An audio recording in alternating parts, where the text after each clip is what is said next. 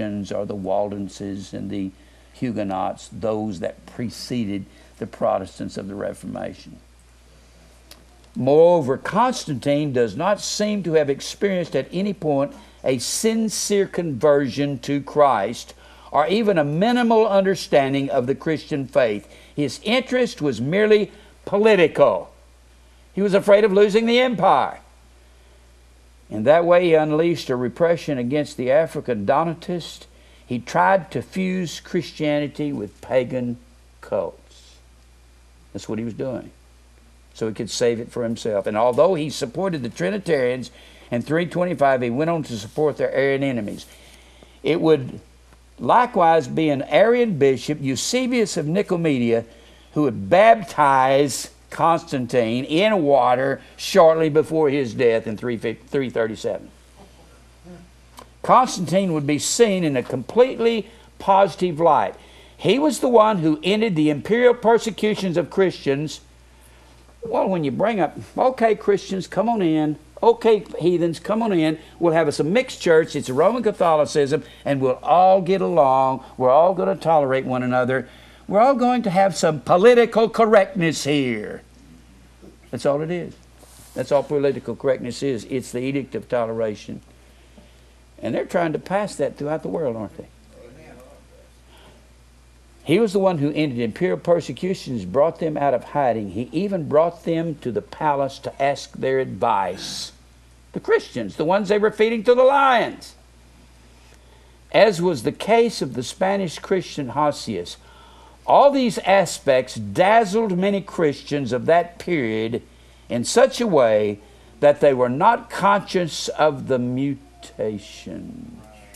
Do you know what I just said there? Let me read this again.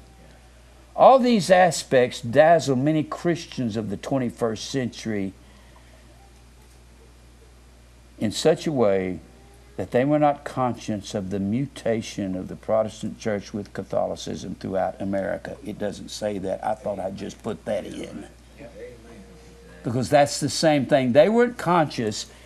They were amalgamating paganism and Christianity in such a subtle way that the Christians were not conscious that it was happening, and America is blind and deaf, and they are being hypnotized by a nice, sweet Jesus, who's not Jesus is all. He's another Jesus. He's Satan transforming himself into an angel of light. That was about, let me read that again. All these, I want you to get a hold of this. All these aspects dazzled many Christians of that period. It dazzled many true Christians of the period. This shows how Christians can be led away. Of that period in such a way that they were not conscious of the mutation that was about to happen at the heart of their faith. Did y'all get a hold? Boy, that's what's happening in America. They're not even aware they're blind and deaf. In an attempt to convert Christianity into an ideological base of his empire, Constantine, see, this writer puts this in a lot better words than I can put it.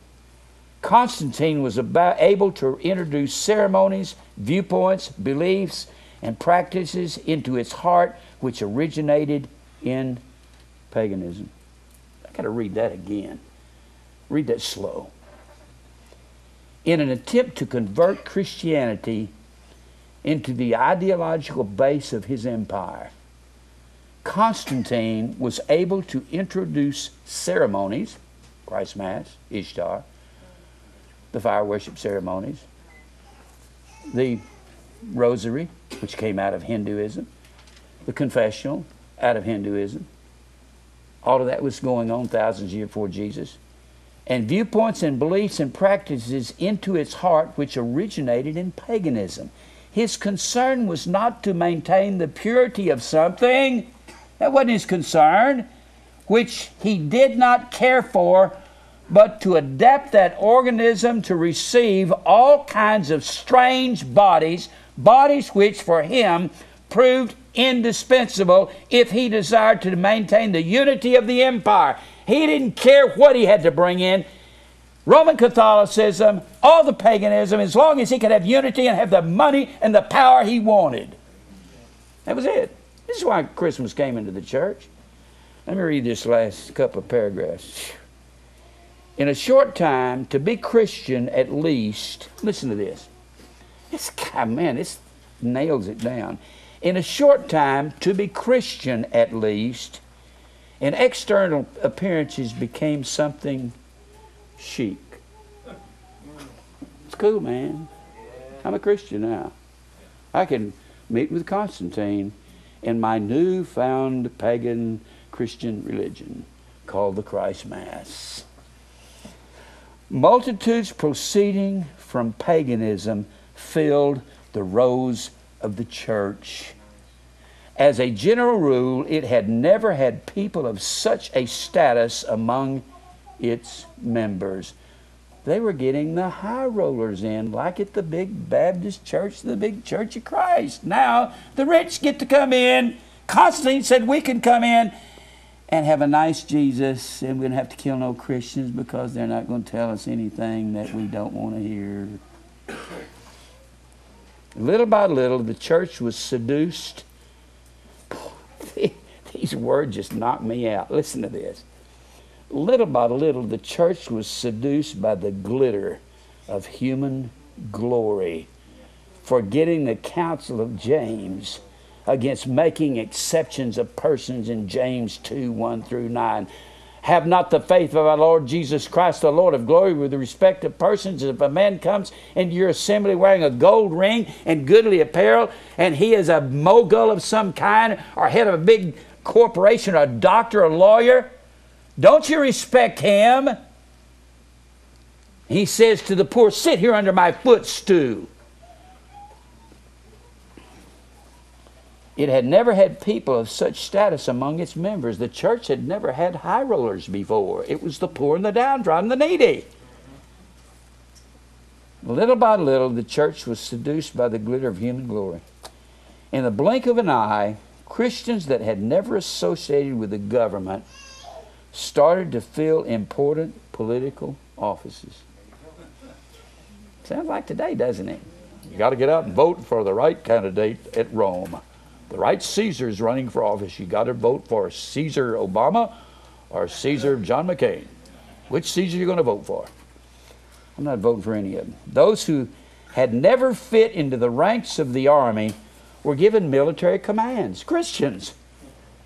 They were killed before. But you see, if you can mix up a real nice, sweet little Christianity that doesn't offend anybody, then everybody can get along.